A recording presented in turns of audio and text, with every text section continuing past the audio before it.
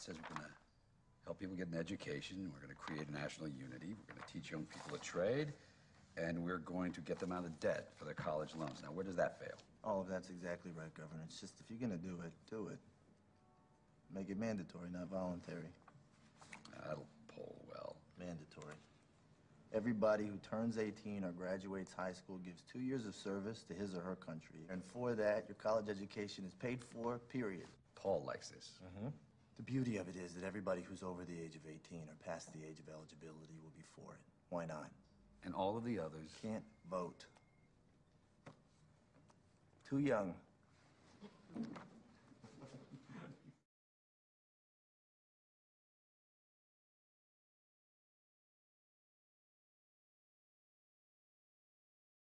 Hi, I'm Paul Hood. And I'm Joe Foner. And we are Foner Hood. You've just seen a clip from the new political drama, Ides of March. This movie stars George Clooney, Ryan Gosling, Evan Rachel Wood, and also Philip Seymour Hoffman. And Paul Giamatti. And Paul Giamatti, of course. Directed by and is directed by George Clooney himself. We mentioned at the beginning a long list of actors, all of them great accomplished actors, Oscar winners, Oscar nominees, or a who's who of A-list actors in Hollywood. Sometimes with a film, you have a lot of great actors, great direction, you know, good story, so, although in this case I didn't like the story.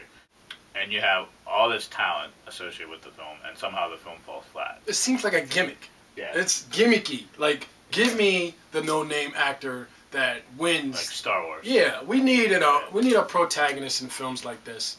And for all you directors out there watching our show right now, we need directors with... They're not afraid to take chances. Aren't afraid to let the nice guy, you know, win something the game. Different, right? Yes. And, you know, in films, you know, that deal with politics, give us a new slant. You know, that's what we're looking for. And that's a good point that Paul has about the predictability of this film. You can kind of predict what's going to happen. For example, when the instant you see Evan Rachel Wood walk onto the screen and start hitting on Ryan Gosling's character, you know what's going to happen there. And you know that because of that, George Clooney's character is going to have to make some decisions, and Ryan Gosling's character is going to have to make some decisions, and they make the ones that you think would probably happen in the real world of politics. Another thing that bothered me about this film was this abrupt change of tone in the middle of the film. The film starts out really great. It's kind of like The Candidate, which is a 1972 political film starring Robert Redford. For those of you who like political films of any kind, I highly recommend it. It's still relevant today, believe it or not. So the film starts out kind of like this, you know, you're in the middle of the campaign, you are there. And it's kind of tongue-in-cheek. There's a little bit of a satirical edge to it. It feels like maybe a drama. And then all of a sudden, in the middle of the film, there's this abrupt change in tone. And it turns into like this murder mystery / thriller thing. And it was very, very jarring. So you think you're watching one movie in the beginning, and then all of a sudden, you're watching a second movie. Now, this is not necessarily a bad thing. Sometimes a film could take that turn. But here it seemed like it was forced. And so that kind of like killed the second half of the movie. Yeah, it wasn't really overly absurd. You know, it didn't turn it, you know, it wasn't like a political drama that turned into like, you know, the Born Identity or something. Yeah. But it kind of leads you down that path, and then it gets a little softer, and then it's more about the whole thing with Hoffman's character. He's talking about loyalty, which is one of the best scenes and best monologues in the film, which I really enjoyed. But, you know, I think the audience is going to expect the thrill, and there's nothing thrilling about the movie. It's more, it's like an extended version of The West Wing, minus the. And a lot of political dramas today are shot in that vein. And what you'd like to see, like Paul said, is something a little bit different. And this was just like, well, an examination of, we know politics is a dirty business, and here it is. And as a moviegoer, I'd like to see something different.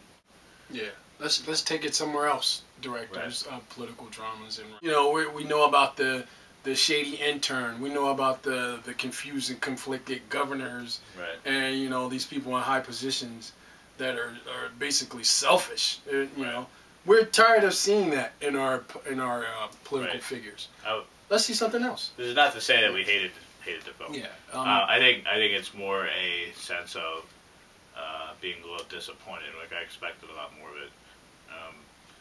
There's some really good aspects of it. For example, the acting is really good. Philip Seymour Hoffman, Paul Giamatti, Ryan Gosling, George Clooney, Marissa Tomei, Evan Rachel Wood, even Jeffrey Wright, who comes in for a little bit. They are, all really accomplished actors, and they did a really good job. It has like these great, compilations of other things you've seen in, political movies. Right. But it falls flat when we don't get the backstory on why these characters are going through these situations. And I think that's where we're like, well, why should we care? Why should we care about these people? Right. That's a good point. Yeah. Like, you're not invested in the characters in the movie. It's like, I've seen these characters before, so why should I care about these characters? And that's one thing that's probably missing from the film. Well, what do I think about this movie? I think it's predictable. I think it has holes in the plot. There's characters that aren't developed, such as Evan Rachel Wood's character. Well, she's a great actress, of course, but we only get part of her story. Her backstory is weak, and in that aspect, what happens is when the deed is committed, we don't understand why it was done, and we get like bits and pieces. And it's kind of like what we get in our politics now. We only get bits and pieces, and we're left wondering, and then we have to vote. Well, my vote on this film is definitely a go see, but go see it with your eyes a little askew and kind of suspicious. What do I think about this film? The Ides of March has all the ingredients you would want or think would make a great film. It's got a great cast, director whose politics I agree with. And unfortunately, it doesn't live up to its promise. You have a predictable story, and there's a change of tone in the middle of the film that leaves you wondering what the film's identity actually is. Is it a tongue-in-cheek political satire, or is it a political thriller or drama? And there's a great cast, but they're all fighting for the same space and the same oxygen. And even though it's a great cast, the film falls kind of flat because of its predictability and change in tone. That being said, there are some good parts to this film. The acting is great, and unfortunately, it's not enough to make it a great film in my mind. It's somewhat disappointing. So say wait and see. What that means is that if you really are dying to see this film, you love George Clooney or you love Ryan Gosling, and you want to go spend $10 to go see it, then I would say go see it. Otherwise, if you're not that excited about it, as I was not, you can probably wait for it on video and save yourself some money and time.